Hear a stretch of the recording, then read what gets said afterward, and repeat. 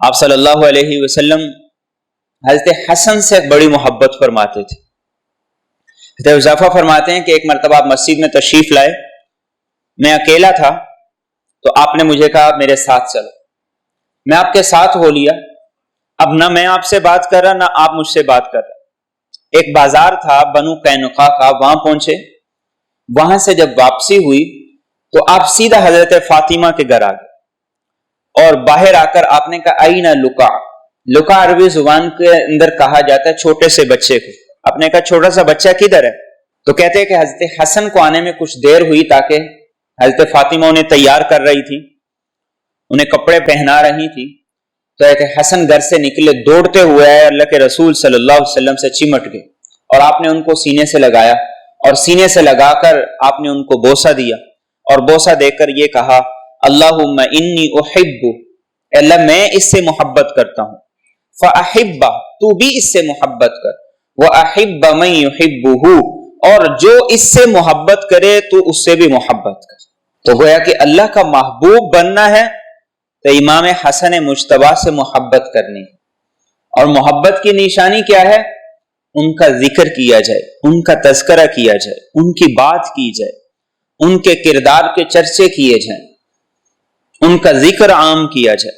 ایک آدمی عبداللہ بن عمر رضی اللہ تعالیٰ عنہ کے پاس آیا، عراق کا، کوفہ کے لوگوں نے امام حسین رضی اللہ تعالیٰ عنہ کو شہید کیا تھا، تو ان کی شہادت کے بعد کا واقعہ، اور اس نے آ کر یہ کہا کہ مکھی کے خون کے بارے میں آپ بتائیں۔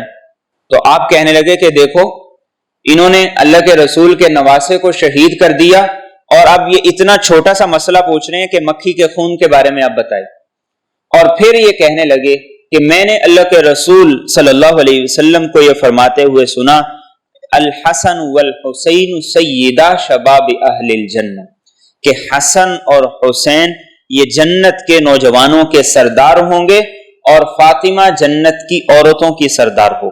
تو گھرانہ بھی بڑا اعلیٰ ہے، ماں سیدہ کائنات، خاتون جنت، دختر رسول سیدہ فاطمہ رضی اللہ تعالیٰ عنہ، اور باپ شیر خدا مولا علی کرم اللہ وجہہ، اور بائی امام حسین سید الشہداء امام علی مقام، اور خود امام حسن مجتبی۔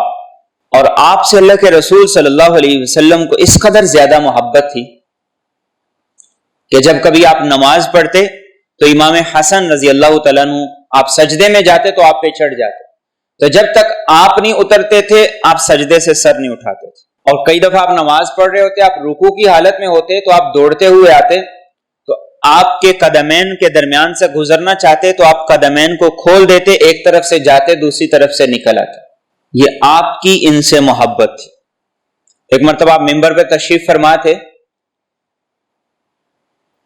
اور آپ نے دیکھا کہ حضرت حسن و حسین رضی اللہ تعالیٰ عنہما دونوں مسجد کے دروازے سے داخل ہوئے۔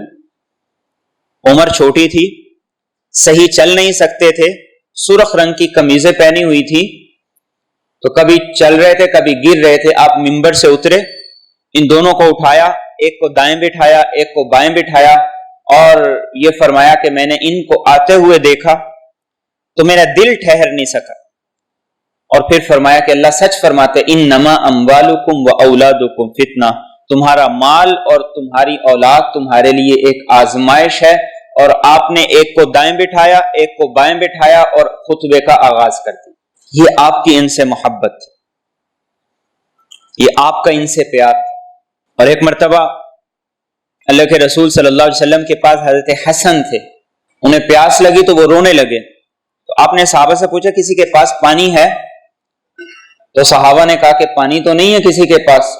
تو آپ صلی اللہ علیہ وسلم نے اپنی زبان مبارک نکال کے ان کے منہ میں ڈالی، انہوں نے چوسا، اللہ نے ان کے پیٹ کو سیراب کر دی۔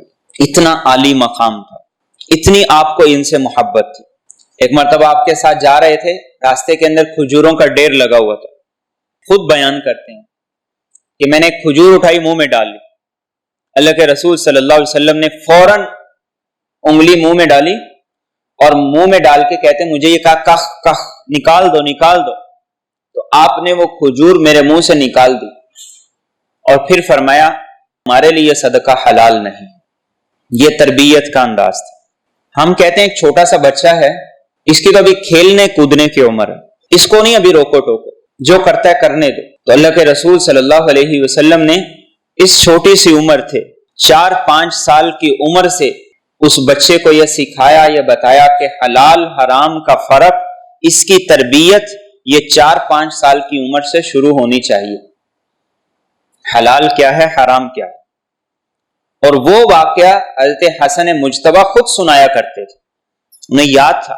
آج معاشرے سے حلال حرام کی تمیز ختم ہو گئی، کوئی یکدم تو انسان کے اندر نہیں آ جائے گی، انسان کے اندر یکدم تو نہیں آ جائے گی، انسان کے اندر چیزیں آہستہ آہستہ شعور پکڑتی ہیں، انسان آہستہ آہستہ چیزوں کو سمجھتا ہے۔ ہمارے بچے ایک ہی دن کے اندر وہ دنیا اور دنیا داری کے اندر نہیں چلے جاتے، ایک ہی دن کے اندر بدتمیز بد اخلاق نہیں بن جاتے، ایک ہی دن کے اندر نمازی با حیا با کردار نہیں بن سکتے۔ یہ تربیت تھی جو اللہ کے رسول صلی اللہ علیہ وسلم نے اس عمر سے کی تھی۔ تو ہمیں بھی اپنی اولادوں کی تربیت اسی عمر سے کرنی ہے کہ ان کو پتا ہو کہ حلال کیا ہے، حرام کیا ہے، اچھا کیا ہے، برا کیا ہے، کیا کرنا ہے، کیا نہیں کرنا ہے۔